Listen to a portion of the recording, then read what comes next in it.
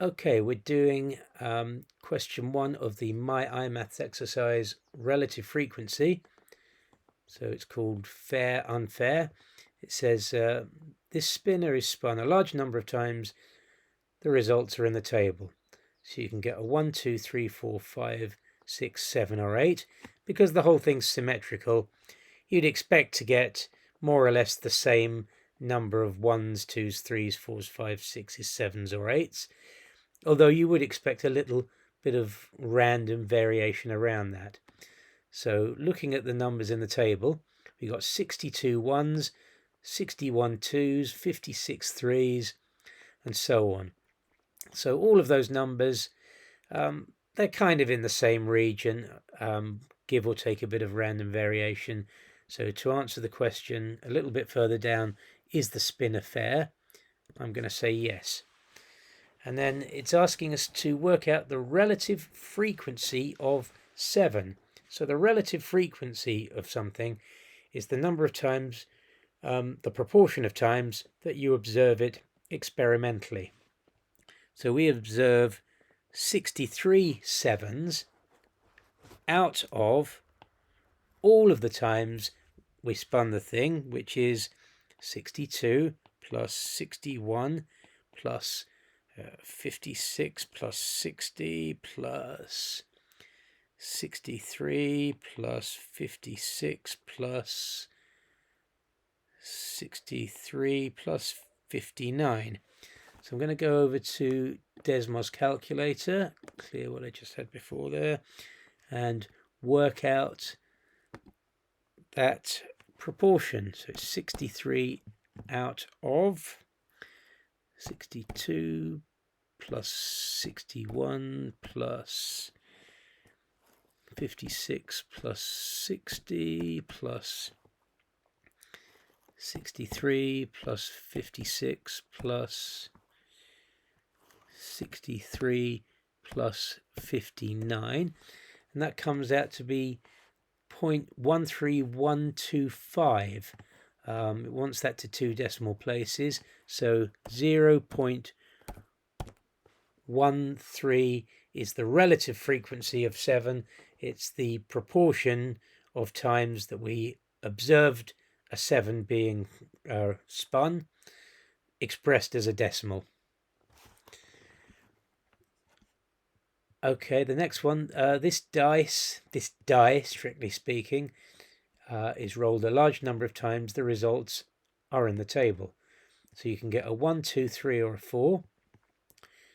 We got 140 1s, 135 2s, 143 3s, but 282 4s, which is more than twice as much as the number of 1s and 2s, and almost twice as much as the number of 3s. So it's in the order of about twice as much as everything else.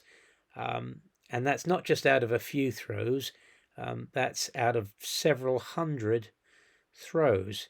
So it looks very much like that's beyond the realms of just a little bit of random variation. It looks like the thing is biased in favor of a 4. So to answer the question at the end here, is it fair? On this occasion, in my judgment, no, it's not fair. And there are more rigorous tests that you can do of whether things are random or not as you get further in mathematics. But for the purposes of this exercise, it's just a gut feeling, really, common sense. Use these results, it says, to estimate the probability of scoring more than 2. So the key thing here is the fact that the 1, the 2, the 3, and the 4 aren't equally likely. So you can't just say there's a quarter chance of a 1, a quarter chance of a 2, quarter chance of a 3, quarter chance of a 4, because the thing is biased in favor of 4. So the probability of getting each of the numbers is not as you would expect it to be if it was completely random. So because it's biased, we're going to use the experimental probability we're going to use the relative frequency of scoring more than 2 as we observed from the numbers in the table. So how many times did we observe a score of more than 2? Well, we observed 143 threes and 282 fours, and that's out of all of the times we threw it, which was 140 plus 135 plus 143 plus 282. That was the proportion of times that we observed a score of more than 2 being thrown. So let's just get onto Desmos and work out what that is.